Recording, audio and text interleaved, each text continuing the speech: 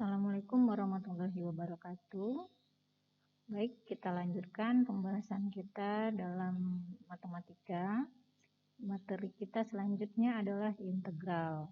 Nah, di sini kita akan bahas beberapa topik awal ya, pengenalan integral.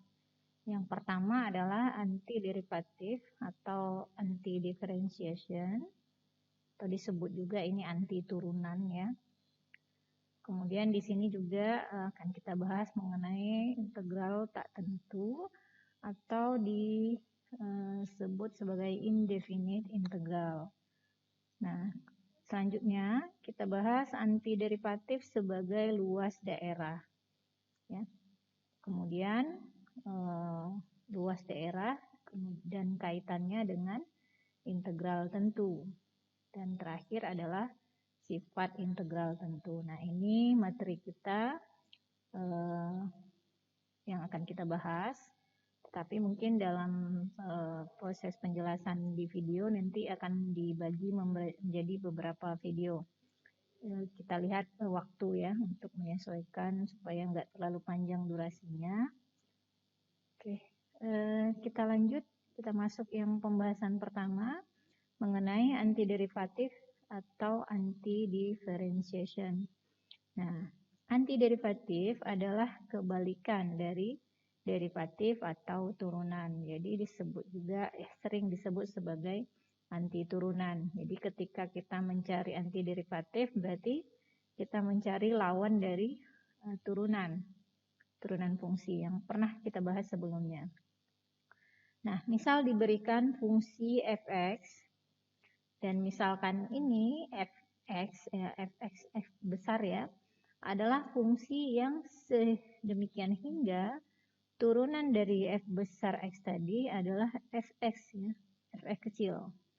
Turunan dari f besar adalah fx kecil.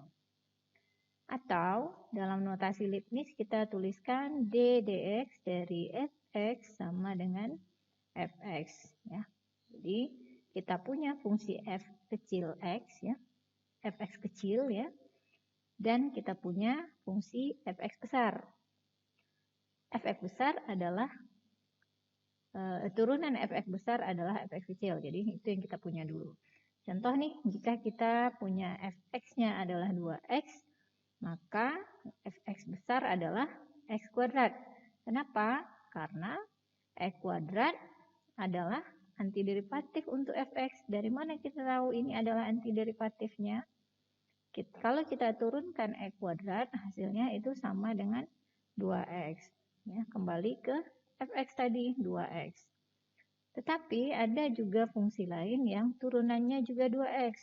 Contohnya adalah y sama dengan x kuadrat tambah 1. Ini turunannya juga 2x. Sehingga kita juga menyebutkan y sama dengan x kuadrat tambah 1 adalah antiderivatif dari 2x. X kuadrat kurang 10 juga turunannya 2x. Maka ini juga antiderivatifnya. X kuadrat tambah 250. Ya. Ini juga antiderivatif karena turunannya adalah 2x juga. Ya. Nah, dalam hal ini ya, kalau kita masukkan ke rumus turunan atau aturan turunan sebelumnya, x kuadrat turunannya adalah 2x, sedangkan nilai konstan angka 1, min 10, dan 250, turunannya adalah 0. Sehingga kita selalu menghasilkan nilai turunan x kuadrat tambah sekian tadi ya, itu sama dengan 2x saja. Nah, kalau begitu, kita bisa simpulkan bahwa antiderivatif fx sama dengan 2x. Sama dengan 2x ya, untuk sembarang fungsi yang berbentuk fx sama dengan f kuadrat tambah c. Ya. Dengan c-nya adalah sebuah konstanta. Jadi, x kuadrat tambah berapapun konstan ya, tambah berapapun konstantanya, antiderivatif turunannya adalah 2x. Ya, turunannya adalah 2x. Nah, ilustrasinya seperti ini. Ya, jadi kalau kita punya fungsi E kuadrat, fungsi E kuadrat itu akan berpotongan di titik 0,0. Nah, kalau misalnya E kuadrat tambah 2 artinya apa? E kuadrat naikkan 2 satuan ke atas di sini, di atas yang merah. Kemudian E kuadrat kurang 1 artinya turun ke bawah 1 satuan. Kemudian E kuadrat kurang 3 turun ke bawah 3 satuan. Jadi di sini kita bisa lihat bahwa garis atau kurva ya, E kuadrat tambah C itu seperti pergeseran kurva E kuadrat dengan garis singgung sejajar. Ya, garis singgungnya sama, yaitu 2x. Ya, garis lurus ini adalah nilainya 2x. Nah, inilah turunan dari fungsi E kuadrat tambah C. Ya, tambah berapapun konstannya. Nah, dapat disimpulkan ya dalam sebuah teorema ya, antiderivatif fx adalah fungsi fx tambah c sedemikian hingga turunan fx tambah c adalah fx tadi ya. Jadi turunan dari E kuadrat tambah berapapun ya sama dengan 2x. Nah, dalam notasi integral kita bisa tuliskan bahwa integral dari fx sama dengan fx tambah c ya. Integral dari fx sama dengan fx tambah c. Jadi bisa dilihat ya, dibandingkan di sini antiderivatif dan integralnya seperti apa. Contoh integral 8 dx ya. Sama dengan 8x tambah c. Kenapa? Karena turunan dari 8x tambah c sama dengan 8. Ya, turunan dari 8x tambah c sama dengan 8. Integral dari 3e kuadrat tambah dx, 3e kuadrat dx sama dengan x pangkat 3 tambah c. Kenapa? Karena turunan dari x pangkat 3 sama dengan 3e kuadrat. Sini. Integral e pangkat x dx sama dengan e pangkat x tambah c. Karena turunan dari e pangkat x adalah e pangkat x. Integral dari 1 per x sama dengan ln x. Karena turunan dari ln sama dengan 1 per x. Ya, jadi ini adalah penulisan antiderivatif dalam bentuk integral. Nah, notasi integral ini ya disebut juga notasi Leibniz-nya. Ya, integral dan ada dx ya. Dx ini derivatif terhadap variabel x. Jadi kalau fungsi kita variabelnya t, misalnya ft gitu ya, maka kita tulis ini dt. Ya, kalau fungsi kita s misalnya, maka ds di sini derivatif variabelnya. Nah, aturan dalam integral. Sama seperti halnya turunan, dalam integral juga ada beberapa aturan yang harus diikuti. Ya, aturan ini akan membantu kita menyelesaikan soal-soal yang berhubungan dengan integral ya, atau disebut juga anti diferensial, anti turunan. Nah, yang pertama adalah integral konstanta dx sama dengan kx tambah c. Jadi kalau ada bilangan konstan kita integralkan, ini seolah-olah kita tinggal menambahkan variabelnya. Jadi tambahkan saja x-nya gitu. Berikutnya adalah aturan perpangkatan atau power rule. Dengan syarat di sini ya pangkatnya tidak sama dengan min 1. Ya, kalau pangkat min 1 ini di A3, di teorema ketiga. Untuk x pangkat n, integral x pangkat n sama dengan 1 per n tambah 1 x pangkat n tambah 1 tambah c. Ya, nah ini aturan perpangkatan. Selanjutnya adalah aturan dalam logaritma natural. Ini kalau X-nya pangkat min 1 atau kita tulis 1 per X. Integral 1 per X dx sama dengan ln X.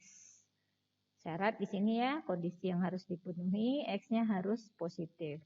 Karena bilangan yang akan dicari logaritmanya tidak boleh kecil dari 0 ya. Logaritma natural di sini ya. Logaritma natural adalah logaritma dengan basis bilangan Euler atau E. Jadi kita ada kalau di beberapa di alat hitung gitu ya, sering dibuat itu ln atau E log ya. E logaritma ini logaritma natural. Oke, nah, jadi ada ln ya, ln X ya, ini sama dengan E log X. Artinya apa? E pangkat berapa yang hasilnya sama dengan X. Ya. Karena E ini bilangannya positif ya, 2,718281 dan seterusnya. Ini bilangan Euler ya. Bilangan Euler, silakan di browsing nanti bilangan Euler itu seperti apa dan dari mana asalnya. Bilangan ini positif, maka dipangkatkan berapapun bilangan positif ini tidak pernah negatif. Sehingga X ini haruslah positif. Ya, X harus positif. Ini syarat untuk aturan dalam perpangkatan. Oke. X harus positif. Kemudian ada aturan dalam eksponensial ya, atau fungsi dengan basisnya E ya. Jadi di sini yang menjadi variabel akan terletak di pangkat. Jadi E pangkat AX ya. E-nya konstan ya tadi 2,71 sekian. Ya, integral E pangkat AX dx sama dengan 1 per A kali E pangkat AX tambah C. Ya, jadi 1 per A, 1 per A, E pangkat AX tambah C. Di sini A tidak sama dengan 0 ya. Karena kalau A-nya 0 tentu jadi pembagiannya 1 per 0. Ya, 1 per 0 itu nggak bisa dihitung ya. Dan kalaupun itu A sama dengan 0, maka integralnya menjadi E pangkat 0, integral 1. Integral 1 ya integral konstan, kita balik ke A1. Nah, ini ada beberapa contoh bagaimana menggunakan aturan integral atau aturan dalam anti-differentiation ya. Yang pertama, integral X pangkat 7 dx. Nah, sesuai dengan aturan tadi, integral X pangkat 7 artinya aturan pangkat yang kita gunakan. Maka A2 ya, integral X pangkat 7, N-nya 7. Di sini N-nya 7. Ya. Maka nilainya adalah X. Ya, tambah X pangkat 7 tambah 1 per 7 tambah 1 tambah C. Sama dengan 1/8 X pangkat 8 tambah C. Ini adalah dari aturan pangkat. Kita bisa cek ulang kebenaran bahwa derivatif ya, atau turunan dari 1/8 X pangkat 8 tambah C sama dengan X pangkat 7 ya, di yang ini. Yang ditulis merah ini ya. Nah, ini untuk memeriksa gitu. Tapi kalau kita mencari integral cukup sampai di C saja. Selanjutnya integral X pangkat 99 ya. Masih aturan pangkat, kita tinggal jumlahkan pangkat bagi dengan jumlah pangkat dengan 1. Jadi 1 per 100 X pangkat 1 per 100. Yang C integral dari akar X. Ya. Akar X kita ganti dalam bentuk pangkat ya, karena kita nggak punya bentuk akar di sini. Kita ganti dalam bentuk pangkat, ini sama dengan akar X pangkat setengah. Ini kita lakukan, kita hitung, kita sederhanakan. Ya. X pangkat 3 per 2 per 3 per 2. Artinya di sini 2 per 3 kali X pangkat 3 per 2. Tambah C. Ya, jadi selalu ada tambah C di sini. Yang D, integral 1 per X pangkat 3. Nah, ini bentuk pecahan. Juga sama, kita pindahkan menjadi bentuk pangkat. Sehingga menjadi 1 per X pangkat 3 itu sama dengan integral X pangkat min 3. Ya. Min 3 tambah 1 itu min 2. X per min 3 tambah 1. Jadi min 2. Ya. Min setengah. Kita tulis min setengah X pangkat min 2 tambah C. Ya. Nah, ini boleh kita tuliskan kembali dalam bentuk yang sama seperti soal ya. Pecahan dengan pangkat positif.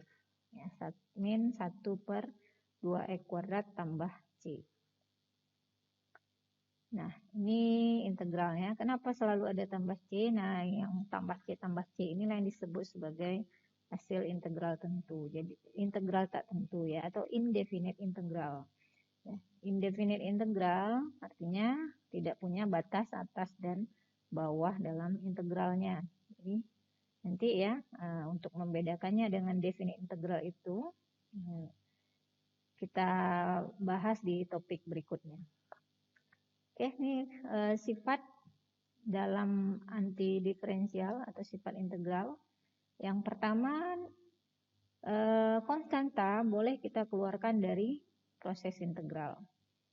Ya, konstan boleh keluar dari integral. Kemudian integral penjumlahan sama ya, boleh kita pisahkan. Begitu juga integral pengurangan. Ya, boleh kita pisahkan. Sehingga nanti ketika diberikan soal dengan bentuk matematik yang lebih panjang, kita bisa mengerjakan satu persatu. Contoh yang A, tentukan integral 3x pangkat 5 tambah 7x kuadrat tambah 8 dx. Nah, di sini kita bisa manfaatkan sifat anti turunan tadi atau sifat integral tadi, yaitu pertama ada penjumlahan di sini dan ini boleh dipisahkan. Ya. Kemudian di sini ada konstan 3. Ya, 3x pangkat 5, 3-nya juga boleh kita pisah, kita keluarkan. Jadi tinggal X pangkat 5 saja diintegralkan menjadi 1/6 X pangkat 6. Ini kembali ke aturan pangkat tadi. Ya, dan seterusnya. Sehingga didapatlah setengah X pangkat 6 tambah 7/3 X pangkat 3 tambah 8X tambah C. Nah, selanjutnya integral 4 tambah 3X tambah 2X pangkat 4 per X. Nah, jadi di sini ada pecahan. Nah, dalam pecahan panjang kita boleh kita pisahkan ya. Jadi di sini kita punya 4 per X, kemudian 3X per X dan 2X pangkat 4 per X. Ini kita sederhanakan. Hasilnya menjadi 4 per X tambah 3 tambah 2X pangkat 3. Ya, tambah 2X pangkat 3. Nah, integralnya apa? 4 per X kita kembali ke bentuk rumus integral sebelumnya yang ada per X. Ya, 4-nya keluar. Jadi 4 per X kan sama dengan 4 kali 1 per X ya. Nah, ini 4 kali 1 per X artinya 4 kali integral 1 per X. Integral 1 per X kembali ke rumus tadi ya. Integral 1 per X sama dengan ln X. Ln X tambah 3X tambah setengah X pangkat 4. Dari sini ya 2 per 3 tambah 1. Berarti 2 per 4 kali X pangkat 3 tambah 1. X pangkat 4. Ya, setengah X pangkat 4. Tambah C karena kita tidak punya batas integral bawah dan atas. Nah, berikutnya ada kondisi awal atau initial condition. Nah, initial condition biasanya digunakan untuk memverifikasi atau menentukan berapa nilai C yang sebenarnya. Karena tadi di awal kita membahas tentang antidiferensial, antiderivatif, kita tahu C itu adalah bilangan konstan yang bisa berapa saja angkanya. Ya. Angkanya bisa berapa saja. Nah, kalau kita punya nilai awal tertentu, nilai fungsi tertentu, maka nilai C tadi bisa kita cari berapa angkanya, berapa bilangan yang sesuai dengan kondisi awalnya. Nah, misal di sini temukan fungsi f sedemikian hingga turunan f sama dengan 2x tambah 3 dan nilai f di titik 1 sama dengan min 2. Nah, nilai f1 inilah yang disebut sebagai kondisi awal yang nantinya dia akan menggiring kita menemukan C. Ya, nah, oke, kita kembali ke soal temukan f. Diberikan turunan, maka nilai f tentu anti turunannya. Ya, supaya tanda turunannya hilang, tentu kita lawan ya, kita gunakan anti turunan. Anti turunan artinya integral tadi. Maka f sama dengan integral dari f aksen. Integral dari turunan f. Ya, apa itu? Berarti integral dari 2x tambah 3. Integral 2x tambah 3 adalah, nah 2x tambah 3 integralnya, ya 2x, 2 boleh keluar. Kemudian x integralnya adalah, oke, nah kita coba. Oke, kita punya integral 2x tambah 3. Oke, mari kita coba selesaikan dalam coretan integral. Diketahui f aksen x sama dengan 2x tambah 3. Kemudian f1 ya, f1 sama dengan min 2. Negatif 2. Ya, tentukan berapa nilai fungsinya, berapa fungsi yang sebenarnya. Oke, gimana jawabnya? Yang pertama, kita cari dulu fx ya, berdasarkan sifat anti turunan tadi ya, integral f aksen x dx. Jangan lupa dx selalu kita tuliskan. Oke, nah ini kalau kita tuliskan dalam notasi apa ya, Leibniz juga boleh ya. F aksen x itu dfx per dx ya. Nah, dfx dx ya. Kan sama dengan fx lagi. Oke. Ini fx sama dengan integral dari 2x tambah 3 dx. Nah, ini sama dengan 2. Nah, kalau kita mau mendetailkan proses mencari integralnya seperti turunan tadi, ini integral x tambah integral 3 ya, dx. Ya, ini kita beri tanda kurung supaya integral ini semuanya ke dx2.